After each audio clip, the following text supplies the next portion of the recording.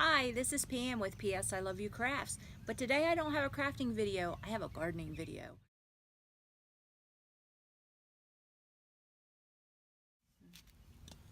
I have great luck growing flowers in containers to decorate my front porch and my deck, so if you want to learn some of my tricks, stay tuned.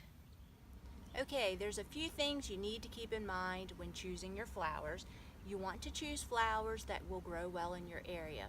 And I recommend starting with annuals as opposed to perennials when you first get started. Annuals will provide you with blooms all summer long and usually into the fall even.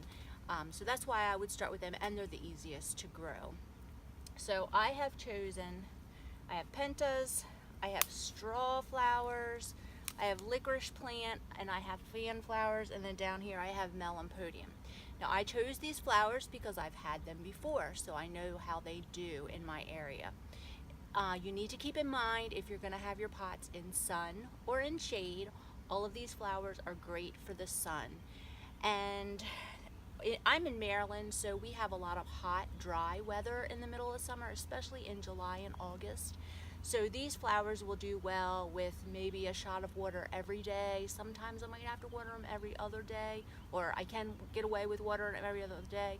But if I go on vacation, I need to get somebody to water them because it's just too hot in Maryland. Now, these flowers are relatively heat tolerant, so if I skip a day, they will be okay. But if I skip more than just one day, they're going to be wilted. So, all right. Another thing you need to keep in mind when you're choosing your flowers, you need to have a thriller, a filler, and a spiller. And a thriller is going to be a larger flower that's going to grow somewhat upright and have, a nice shape and kind of be like the center point of your flower pot. Then you want to have some spillers, and spillers are things like this licorice plant. This is a great plant. It doesn't mind getting dry. If I do forget to water it and it starts to wilt, I just water it and it perks right back up. But a spiller is something that's going to hang over the edge of the plant and provide depth. This is called fan flower, and it is also a spiller. And then you want filler, and filler is something that's going to grow more compact and kind of fill everything else in. So I have straw flowers, and these look like they're going to be tall and skinny, but they actually, when they start growing really well, they will be more compact and will fill in. And the same for these yellow flowers. So those are the three flowers you need to have in your flower pot. You need a thriller, a filler, and a spiller. And you can see I have two different types of spillers here, and I'm going to have two different types of fillers. And I try to make my flower pot look full from the beginning. If I were to take out some of these and, let's say, just plant 4 of these little things in here and spread them out, it's going to look really sparse. So I like to choose a lot of flowers to go in my pots. Okay, the other thing, if you are growing things in the shade, then you need to choose things like begonias, impatiens, petunias do okay, lobelia, geraniums are okay, sun or shade. Sometimes your marigolds you can do sun or shade. I could have chosen marigolds for this. This would have been really pretty with marigolds in it. But and if you're not sure which types of flower, which flowers grow on which, you can either do some research on the internet, or if you go to a garden center, they should be able to tell you. And a lot of times their sunflowers and their shade flowers will be separated. But make sure that you get the right type of flowers for the location of your pots. So, and I have, each year I experiment with some different flowers to find out what I like and to find out what grows best. Now, I have a flower that I absolutely love, and it's called Vinca, and it's annual Vinca, and it grows really, really well when it's dry.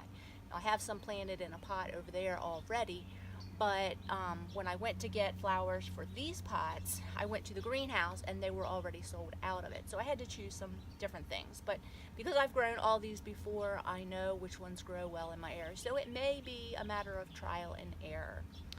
When you first plant them, you want to make sure that you give them a good amount of water for at least the first couple of days.